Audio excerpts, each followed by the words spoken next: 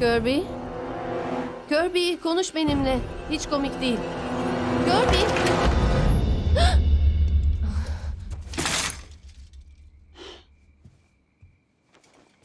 Yalancı. Ben sıkıldım. Senin dolabında olduğunu söylemedim ki. Ne?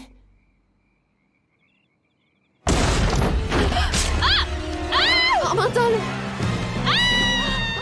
Sidney Prescott yaşadığı kabuslardan kurtulmaya çalışarak yıllar boyunca hayatta kalmayı başarmış bir kadın. Ancak ne kadar kaçarsanız kaçın, geçmişiniz bir gün sizi bulur. Bu kez Sidney, geçmişin gölgesinde bir kez daha yüzleşmek zorunda kalacak. Hem de hiç beklemediği bir şekilde. Aradan 10 yıl geçmiştir. Sidney nihayet hayatına yeni bir başlangıç yapmak için doğup büyüdüğü Westboro'ya dönmüştür. Bir kitap yazmış, geçmişin travmalarıyla barışmaya çalışmaktadır. Ancak Sidney'in bu huzurlu görünen dönüşü kasabanın karanlık günlerini tekrar uyandırır. Çünkü Ghostface geri dönmüştür. Ve bu kez kurbanlarını öldürmek için yalnızca bıçak kullanmakla kalmaz, modern çağın silahlarını, sosyal medyayı ve teknolojiyi de bir korku aracı olarak kullanmaktadır. Cinayetler ard arda işlenirken eski dostluklar yeniden sınanacak, sırlar ortaya çıkacak ve bu kasabada herkes şüpheli hale gelecektir. Katil bu kez yalnızca öldürmekle yetinmiyor, yeni kurbanlarını hikayesinin bir parçası yapmak istiyor. Bir korku filmi mi izliyoruz? Yoksa bir çağdaş katilin kan donduran gerçekliğini mi yaşıyoruz? Scream 4 hem geçmişin hem de bugünün korkularını birleştirerek karşımıza çıkıyor.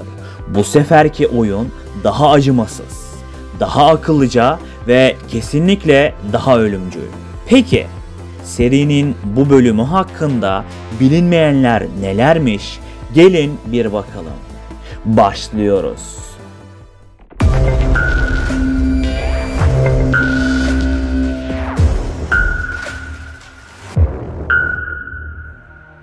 Açılış sahnesi Step filmlerine yapılan göndermelerle doluydu. Film içinde bir korku filmi konsepti hem orijinal Scream'in mirasına bir selam duruyor hem de serinin meta tarzını güçlendiriyordu. Filmin başlangıcında Anna Paquin ve Kristen Bell gibi ünlü isimlerin kısa süreli görünümleri hem sürpriz hem de eğlenceli bir detay olarak dikkat çekti. Bu sahne izleyicilere filmin mizahi yanını da hatırlattı. Filmin açılış sahnesi için farklı versiyonlar çekilmişti. İlk versiyonda daha korkutucu bir ton tercih edilmişti. Ancak yapımcılar meta ve mizahi bir atmosferin daha uygun olacağını düşündü. Craven bu filmde Halloween gibi klasik korku filmlerine ve Hitchcock'un eserlerine bolca gönderme yapmıştı. Ayrıca karakterlerin bazı diyaloglarında korku klişelerini tiye alarak türün kendi kurallarını da eleştirmişti. Scream 4 efsanevi yönetmen Wes Craven'ın yönettiği son film olarak tarihe geçti. Craven korku türüne yaptığı katkılarla bilinse de bu film onun sinema kariyerindeki son eseri oldu. Bu durum filmi hem nostaljik hem de özel kılmaktadır. Sidney karakteriyle özdeşleşen Neve Campbell bu filmde tekrar rol almak konusunda önce tereddüt etmişti. Ancak senaryonun hem nostaljik hem de yenilikçi yapısını gördükten sonra projeye dahil oldu. Neve Campbell yıllar sonra Sidney Prescott karakterine dönmenin onun için çok duygusal bir deneyim olduğunu ifade etmişti.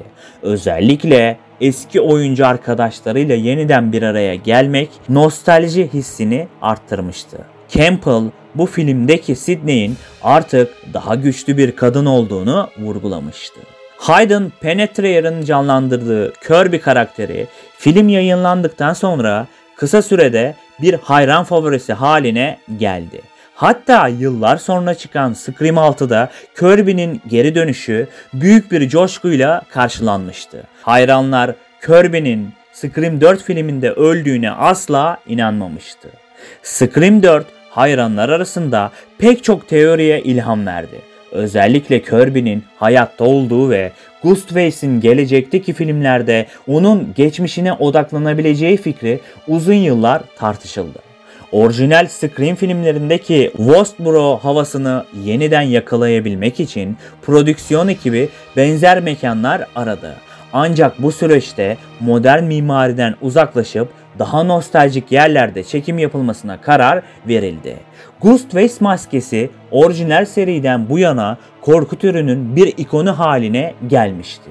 Ancak Scream 4'te maskenin eskimeyen popülaritesi nedeniyle ekibin tasarımı güncellememe kararı aldığı bilinmektedir. Maskenin zamansız görünümü hem eski hayranları mutlu etti hem de yeni nesil izleyicilere bir nostalji sundu. Filmde Ghostface'in sosyal medya kullanarak kurbanlarını hedef alması ve ünlü olma arzusunu vurgulaması modern çağın eleştirisi olarak öne çıkmaktaydı. Senarist Kevin Williamson bu hikaye yapısında özellikle yeni nesil korku filmlerini tiye almak istemişti. Katilin sosyal medyada cinayetleri canlı yayınlama fikri bugünün dünyasındaki viral videolar ve dark web gerçeklikleriyle ürkütücü bir paralellik oluşturmaktaydı. Filmin çekimleri sırasında senaryo oyunculardan bile gizli tutuldu. Set dışında kimseye bilgi sızmaması için senaryonun farklı versiyonları basıldı. Oyuncular bile bazı sahnelerde gerçekte neler olduğunu sadece çekim günü öğrenebiliyorlardı. Filmin bazı sahnelerinde eski Scream filmlerine yapılan göndermelerin hayranlar tarafından fark edilip sızdırılmasından sonra diyaloglar direkt olarak sette değiştiriliyordu. Wes Craven filmi izleyenlerin sürpriz unsurlarını önceden öğrenmesini istemediği için bu tür değişikliklere çok önem verirdi. Zaten bu kadar ikonik bir seri haline gelmesinin başlıca sebebi yapılan bu gibi sürprizlerdi. Serinin bu bölümü eleştirmenlerden o kadar çok karışık yorumlar aldı ki bazıları serinin eski keskin havasını kaybettiğini düşünürken diğerleri Scream 4'ü korku türüne modern bir bakış açısı kazandırdığı için övdü. Hayranlar arasında bu filmin aslında Scream 2'den sonra serinin en iyisi olduğu görüşü de yayılmıştır. Wes Craven bu filme pek çok easter egg bırakmıştı. Örneğin Westboro Lisesi'nin duvarlarında görülen bazı afişler Craven'ın önceki filmlerine göndermeler içeriyordu. Ayrıca bazı sahnelerdeki karakterlerin kullandığı isimler korku sinemasına damga vurmuş gerçek kişilere aitti. Emma Roberts, Hayden ve diğer genç oyuncular filmin yapımı sırasında serinin önceki filmlerini defalarca izlemek zorunda kaldıklarını belirtmişlerdi. Bunun bir noktadan sonra korku filmi maratonu gibi hissettirdiğini ifade etmişlerdi. Ancak bu onların karakterlerini daha iyi anlamalarına yardımcı olmuştu. Bu da rollerine olan saygının ne kadar önemli olduğunu vurgulamaktadır dostlarım. Filmde eski korku filmlerine sadık kalmak adına CGI yerine pratik efektler tercih edildi. Ghostface'in saldırıları ve cinayet sahneleri için özel makyaj teknikleri ve sahne tasarımları kullanıldı. Bu filmin daha gerçekçi görünmesini sağladı. Filmin sonu senarist tarafından başlangıçta daha farklı bir şekilde yazılmıştı. İlk planlara göre film daha karanlık bir sona sahip olacaktı. Ancak yapımcılar daha açık uçlu bir finalin olası bir devam filmi için daha uygun olacağını düşündüler ve değişiklikleri ona göre yapılandırdılar. Jill karakterinin finaldeki ani değişimi izleyicileri şok eden bir dönüm noktası oldu. Emma Roberts bu sahnelerdeki enerjisini yükseltmek için set aralarında sürekli karanlık müzik dinlediğini açıkladı. Emma Roberts, Scream 4 ile kariyerindeki ilk slasher filminde yer almıştı. Özellikle finaldeki kan banyosu sahneleri oyuncunun fiziksel sınırlarını zorlamıştı. Roberts daha sonra bu deneyimin kendisi için hem eğlenceli hem de zorlu olduğunu söylemişti.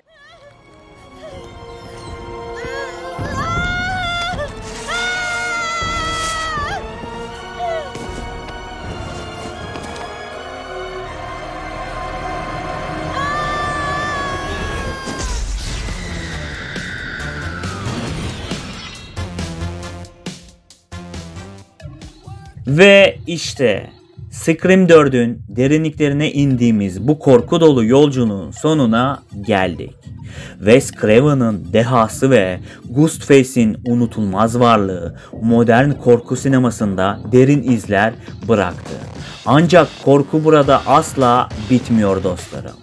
Bir sonraki videoda yıllar sonra seriye taze bir soluk getiren Scream 5'i konuşacağız. Ghostface yine geri dönecek. Hem de yepyeni kurbanlar ve eski tanıdıklarla. Bu kez işler çok daha karmaşık ve kanlı olacak. O yüzden hazır olun. Eğer bu videoyu beğendiyseniz kanala abone olmayı, videoyu beğenmeyi ve düşüncelerinizi yorumlarda paylaşmayı unutmayın dostlarım. Ayrıca beni Instagram hesabımdan da takip edebilirsiniz. Orada kanalla ilgili introları ve haftalık programları paylaşıyorum. Ve son olarak katıl butonuna tıklayarak ufak da olsa kanalın gelişimine destek olabilirsiniz. Sizin desteklerinizle daha büyük projelere ve daha kaliteli içeriklere imza atmak için çalışacağım dostlarım. Ben Kapital Burak.